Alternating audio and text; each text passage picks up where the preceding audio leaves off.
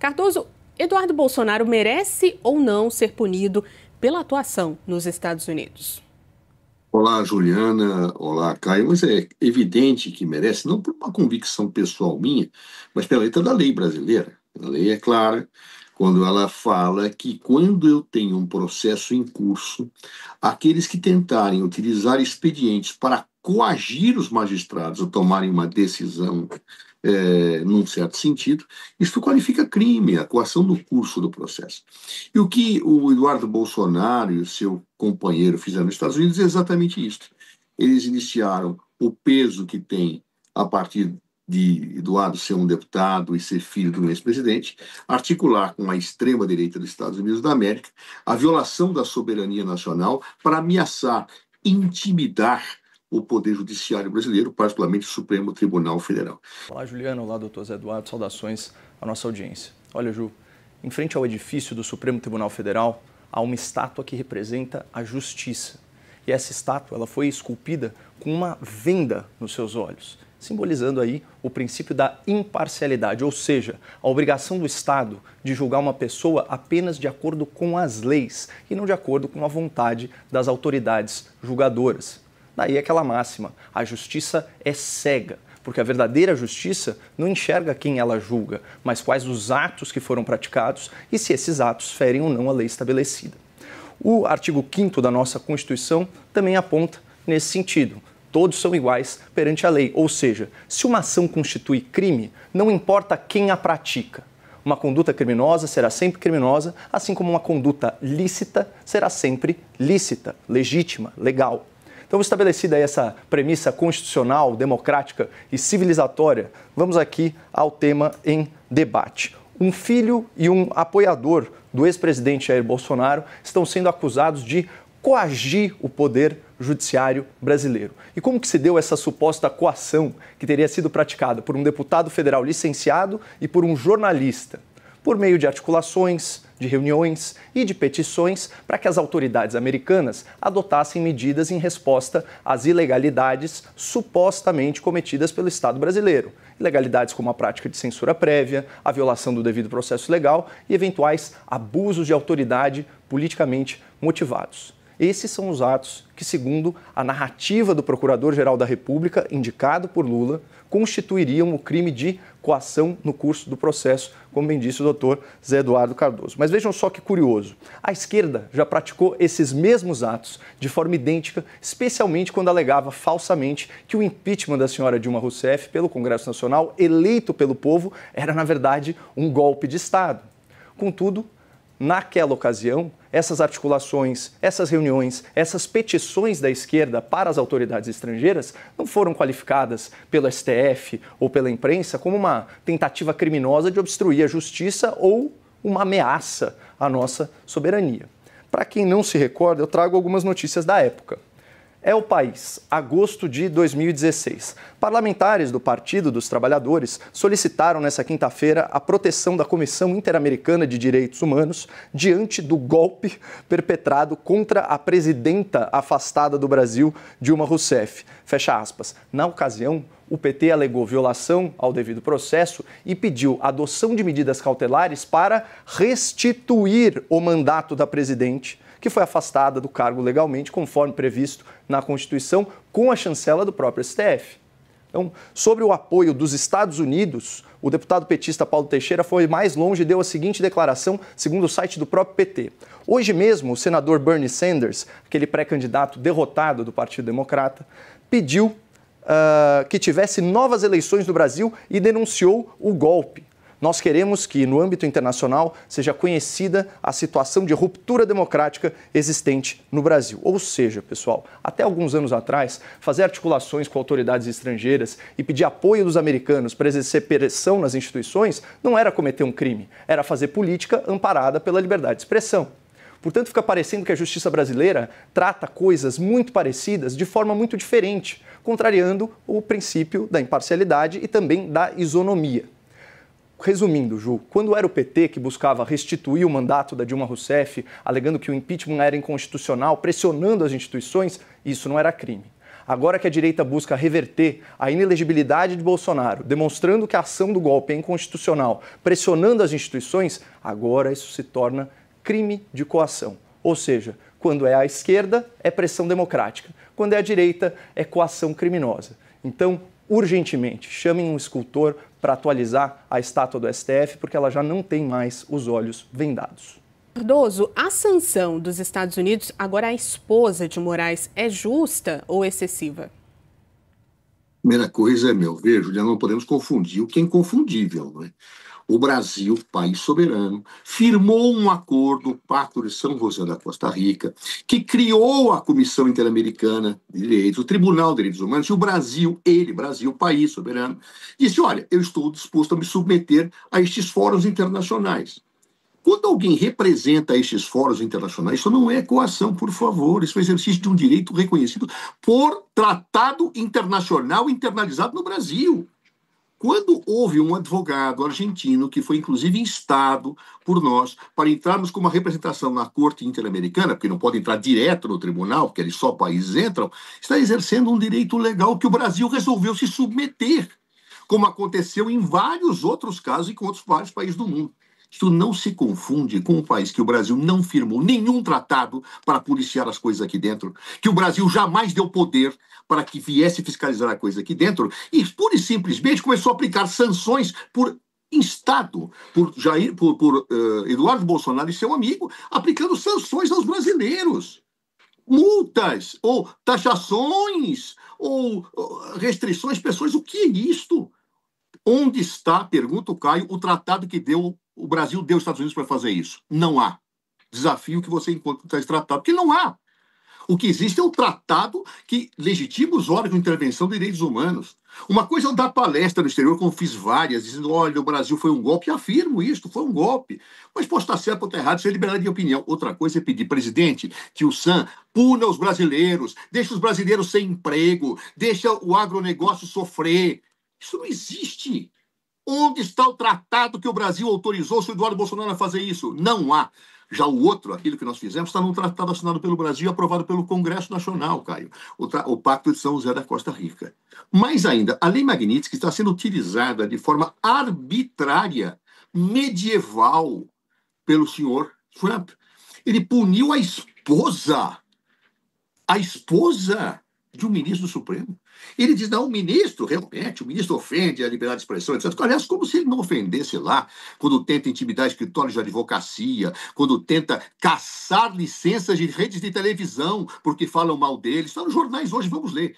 Mas esse senhor, que é o bastião da defesa da liberdade, pune a esposa de Alexandre de Moraes, como se eventuais delitos praticados por um marido atingem a esposa. Ora, isto é de uma hediondez, é inaceitável, e me admira que brasileiros aplaudam esse tipo de comportamento. Pois é. Em primeiro lugar, é preciso lembrar que em diversas ocasiões, por meio de decisões monocráticas controversas, o senhor Alexandre de Moraes impôs medidas cautelares muito rigorosas contra as esposas e, por vezes, contra as filhas de investigados nos processos em que é relator. Não vi tamanha indignação do senhor José Eduardo Cardoso nesse caso. São medidas como bloqueio de contas bancárias, impossibilidade de visitas, suspensão de redes sociais e por aí vai.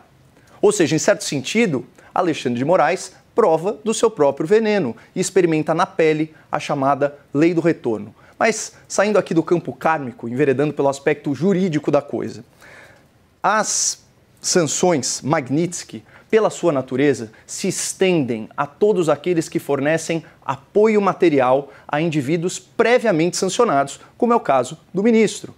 Portanto, se a esposa de Alexandre de Moraes foi identificada pelas autoridades americanas como alguém que viabiliza financeiramente ou de alguma outra forma as alegadas violações aos direitos humanos perpetradas pelo ministro, segundo o entendimento do governo dos Estados Unidos, então ela se enquadra no rol de potenciais sancionados e, nesse caso, tecnicamente, não há que se falar em excesso na aplicação da lei.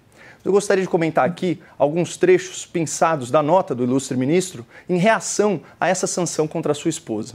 Aspas para o senhor Alexandre de Moraes. A lamentável aplicação da Lei Magnitsky contra minha esposa não só contrasta com a história dos Estados Unidos de respeito aos direitos fundamentais, como também violenta a soberania do Brasil e a independência do judiciário. Na verdade, a Lei Magnitsky serve justamente para punir autoridades estrangeiras que, eventualmente, violem direitos fundamentais, como é a liberdade de expressão, como é o devido processo legal.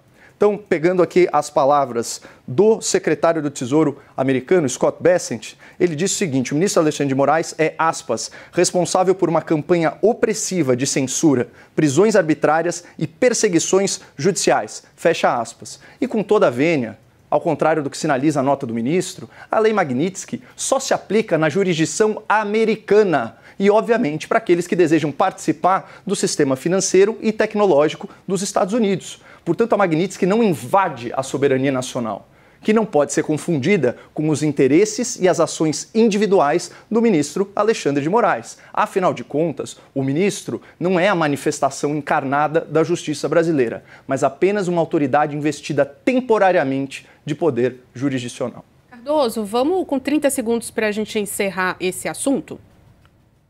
Não, eu não consigo entender como é que alguém acha que é injusto atingir a esposa de um lado, então é justo porque atingiu a esposa agora do outro. Não, não dá, né? Ou é erro ou não é erro. Se é erro para um, é erro para outro, tal, etc. Só que no caso de Alexandre não era erro, cara. Por quê? Porque quando uma pessoa está sendo investigada, tem compartilhamento de bens e de empresas, eu tenho que atingir a todos. No caso da Lei Magnitsky, não é compartilhamento de empresas que está sendo investigado, é ato de autoridade que transgride direitos humanos, uma bobageira que foi invocada. E a esposa dele lhe deu suporte para isto? É uma vergonha, isso é um escândalo, é insustentável. Caio, 30 segundos. Olha, eu não quero entrar aqui nas minúcias do processo, mas não apenas a esposa do senhor Alexandre de Moraes foi sancionada, como também o seu instituto, chamado Lex. Por quê? Ele abarcava uma série de propriedades imobiliárias do sancionado e as investigações nos Estados Unidos mostraram, ou devem ter demonstrado, não temos acesso aos autos do processo para comentar, que ela fornecia apoio material, para usar o termo da lei. Então, se os Estados Unidos da América concluírem que ela dava apoio financeiro a quem violava direitos humanos, no entendimento deles, aplica-se a lei. Não há que se falar em excesso, mas na estrita aplicação da lei vigente. A manifestação da esquerda pode mudar a pauta do Congresso?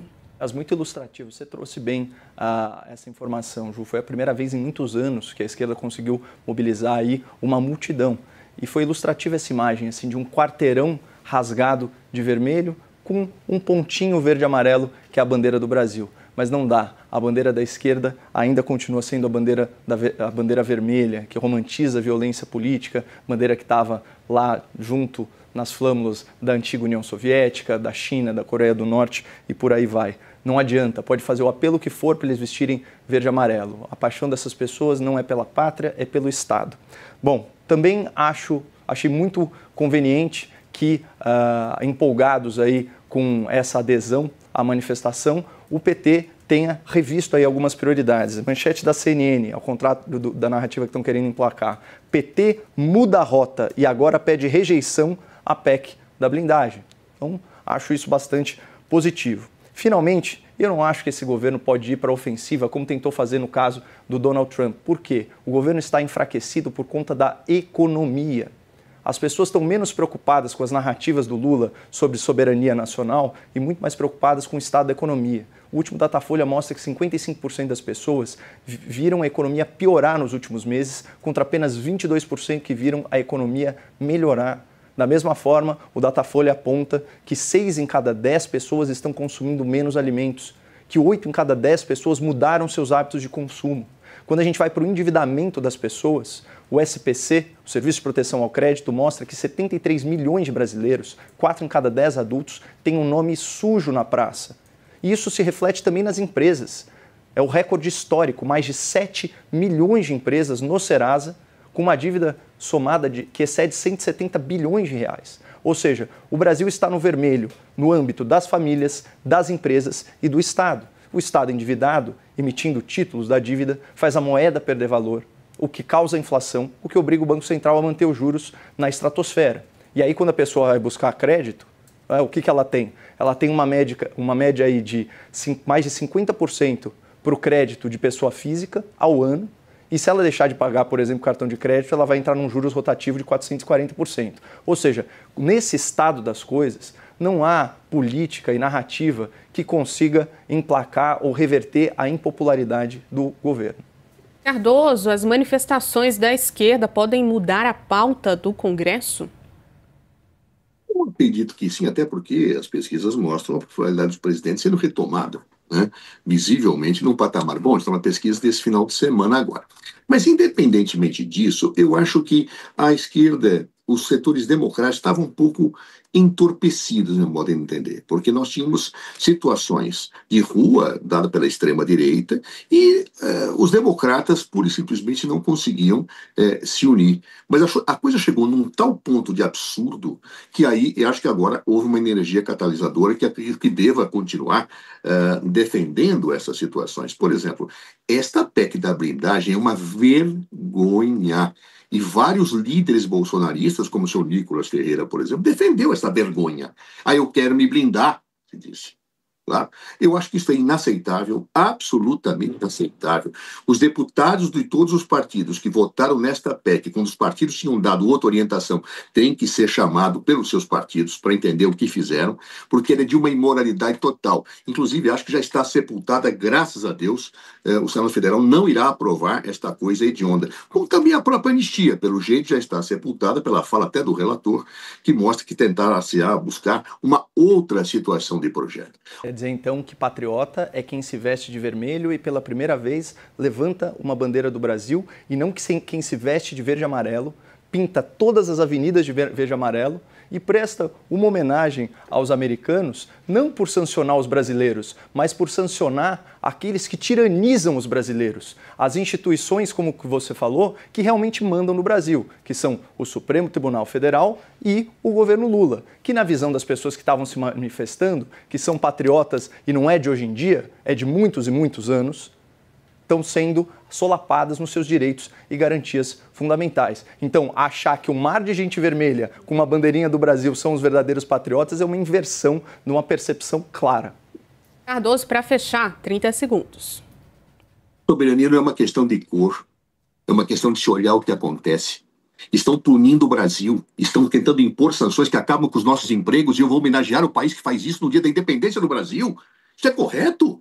Eu vou homenagear os Estados Unidos, sabe por quê? Porque estão querendo punir os brasileiros, aplicando sanções às nossas tarifas, fazendo com que nós percamos o emprego. Isto é ser patriota? Então eu perdi um. Eu prefiro defender o meu país usando a camisa da minha cor, o meu time de futebol, o meu vermelho da minha cor política, o meu azul da minha cor política, mas nunca trair o meu país. Trair o país significa aplaudir aquele que quer impor sanções a nós, porque acha que manda em nós, quando quem manda no Brasil é o povo brasileiro.